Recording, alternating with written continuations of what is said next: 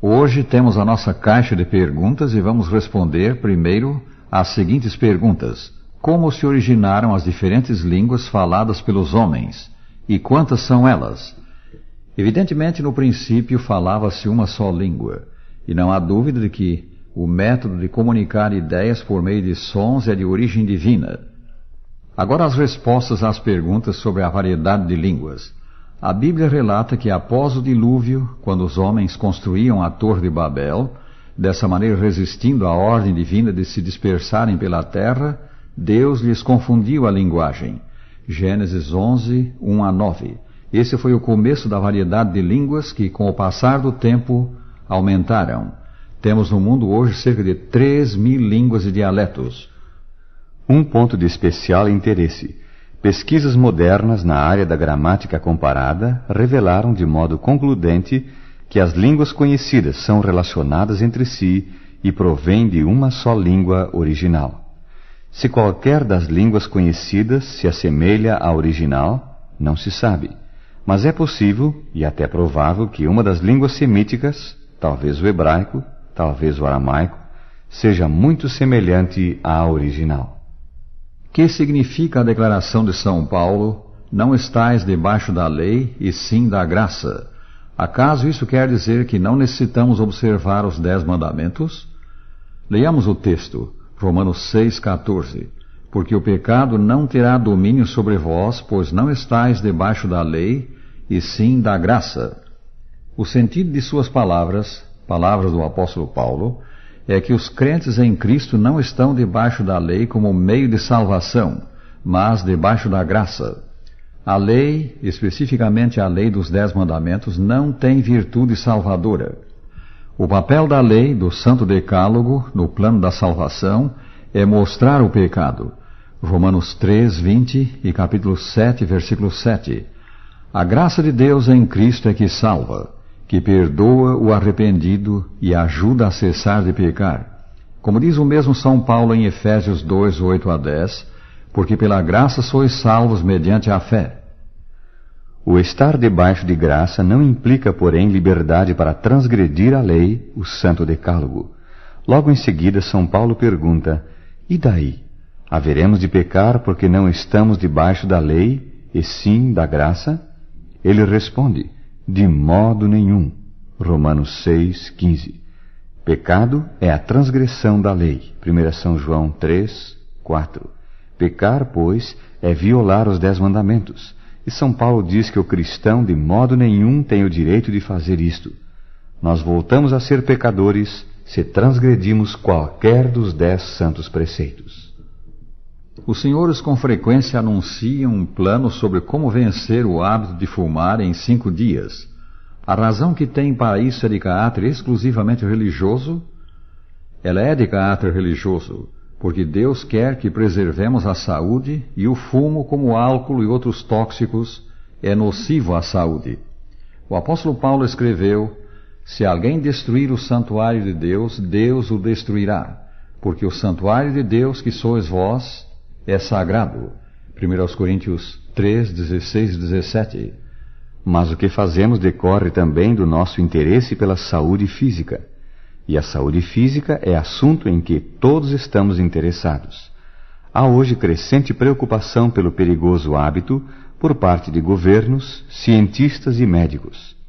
A 4ª Conferência sobre o Hábito de Fumar e a Saúde, realizada em Estocolmo em meados de 1979, compareceram 540 delegados representando 69 países, entre eles o Brasil. Tanto a Inglaterra como os Estados Unidos enviaram os funcionários mais graduados de seus respectivos Ministérios da Saúde.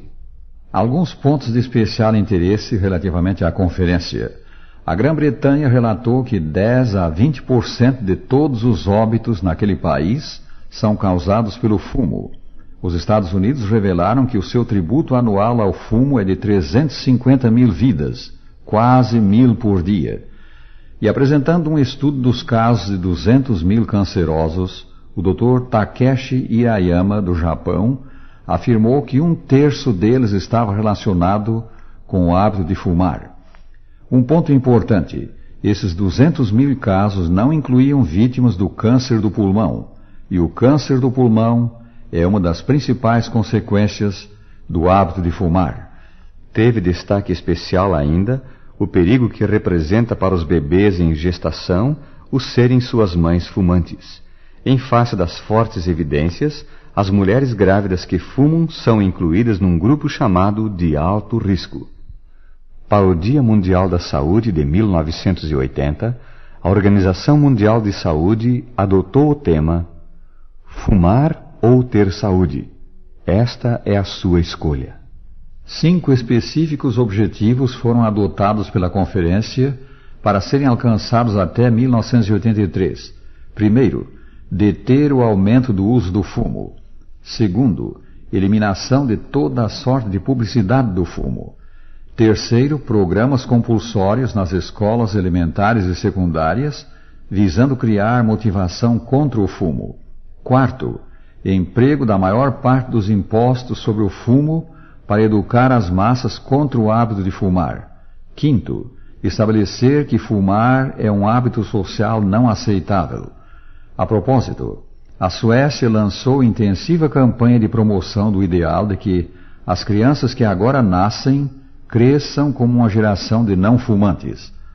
Sim, amigos, a ciência médica, os homens de boa vontade e até governos conjugam esforços para conscientizar as massas dos graves males do fumo e deter a escalada do uso desse insidioso veneno que arruína a saúde e leva milhões à morte prematura. A longevidade dos antediluvianos deve ser tomada ao pé da letra ou considerada simbólica. Se o homem vivia tão longo tempo então, qual a razão ou razões para isso? Evidentemente, o relatório do 5º capítulo do Gênesis deve ser tomado ao pé da letra, como de resto a Bíblia inteira, a menos que haja clara indicação de que um dado trecho é figurativo.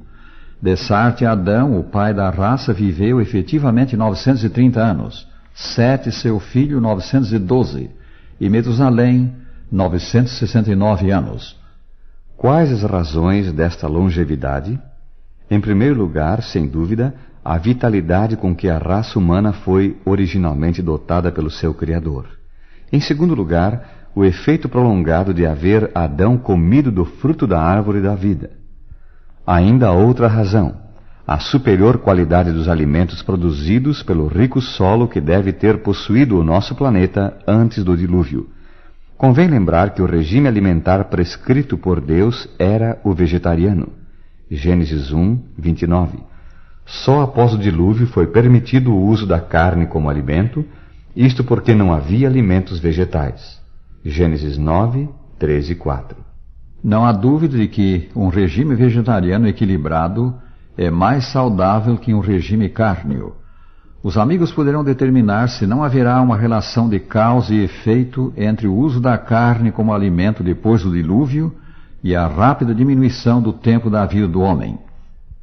Como pode um Deus de amor destruir seres humanos, homens e mulheres por Ele próprio criados? E isto Ele fará no dia final, segundo ensina a Bíblia. Que dizem os senhores? Deus não se compraz na morte do pecador, na perdição do ímpio. Ele é amor e deseja que todos se arrependam e abandonem o mal. A sua palavra é clara. Tão certo como eu vivo, diz o Senhor Deus, não tenho prazer na morte do perverso, mas em que o perverso se converta do seu caminho e viva. Ezequiel 33, 11. Deus oferece salvação a todos. Paciente e longamente Ele insta com todos para aceitar o seu perdão, também a nova vida que nos quer dar. O Pai Celeste não quer que nenhum pereça, senão que todos cheguem ao arrependimento. 2 São Pedro 3, 9. A sua mensagem a todos é: convertei-vos de vossos maus caminhos, pois, por que haveis de morrer? Ezequiel 33, 11. Mas Deus é também um Deus de justiça. Não poderá permitir que o mal exista para sempre. Vem vindo o dia em que Ele terá de erradicar o pecado, pondo fim à mentira, ao ódio, aos homicídios, aos adultérios, às injustiças, às violências. Deus terá que destruir os que lhe rejeitam a salvação e se apegam ao mal. A destruição do ímpio será, porém, uma obra que lhe causará pesar, estranha a ele.